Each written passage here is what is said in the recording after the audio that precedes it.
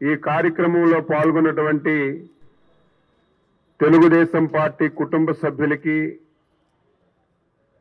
ఈ కార్యక్రమంలో భాగస్వామ్యమైనటువంటి ప్రతి ఒక్కరికి కూడా పేరు పేరున నా తరపున జాతీయ పార్టీ అధ్యక్షులు శ్రీ నారా చంద్రబాబు నాయుడు గారి తరపున, మా యువనేత శ్రీ నారా లోకేష్ బాబు తరపున ఈ రాష్ట్ర ప్రజానీకానికి 75వ గణతంత్ర దినోత్సవ శుభాకాంక్షలు తెలియజేస్తున్నాను.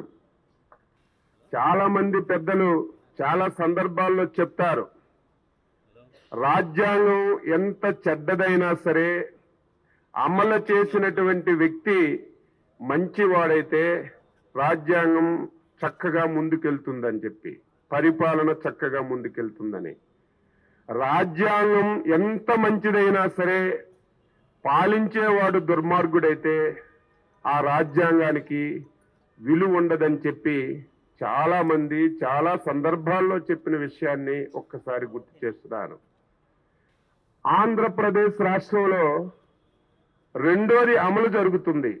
రాజ్యాంగం చాలా గొప్పదైనా సరే గత 5 సంవత్సరాల నుంచి ఈ రాష్ట్రంలో అమలు చేస్తున్నటువంటి వ్యక్తి దుర్మార్గుడు అవ్వడం వల్ల రాజ్యాంగానికి విలువలు లేకుండా పోయింది. అంబేద్కర్ రాజ్యాంగం ఈ రాష్ట్రంలో అమలు జరిగినటువంటి పరిస్థితి లేదు.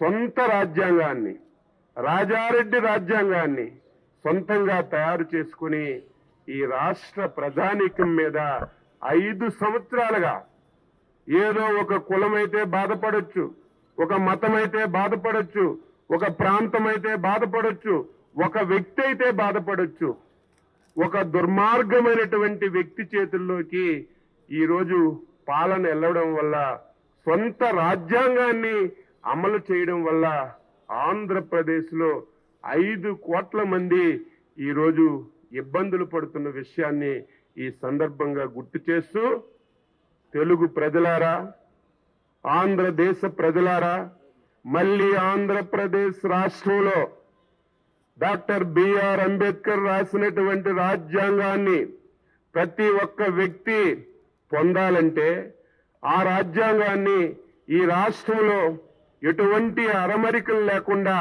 అమలు జరగాలంటే ఏకైక మార్గం ఈ దుర్మార్గమైనటువంటి ముఖ్యమంత్రి జగన్మోహన్ రెడ్డిని ఎంత తొందరగా వీలైతే అంత తొందరగా ఈ రాష్ట్రం నుంచి బంగాళాఖాతంలో కలిపితే తప్ప ఈ రాష్ట్ర ప్రజానీకానికి స్వేచ్ఛ వాయువులు, స్వాతంత్రం ఇచ్చినటువంటి హక్కులు, వాక్ చాతుర్యంగా స్వేచ్ఛగా మాట్లాడే హక్కు కూడా కోల్పోయినటువంటి పరిస్థితులు ఉన్నాయి. అందుకే ప్రజలందరూ కూడా ఆలోచన చేయమని ఈ సందర్భంగా పార్టీ తరఫున కోరుతూ, మరొకసారి దేశ విదేశాల్లో ఉన్న తెలుగు వారికి, ఈ రాష్ట్ర ప్రజానీకానికి రాష్ట్ర తెలుగుదేశం పార్టీ తరఫున మరొకసారి 75వ గణతంత్ర దినోత్సవ వేడుకలు తెలియజేస్తూ అందరికీ నమస్కారం. జై హింద్.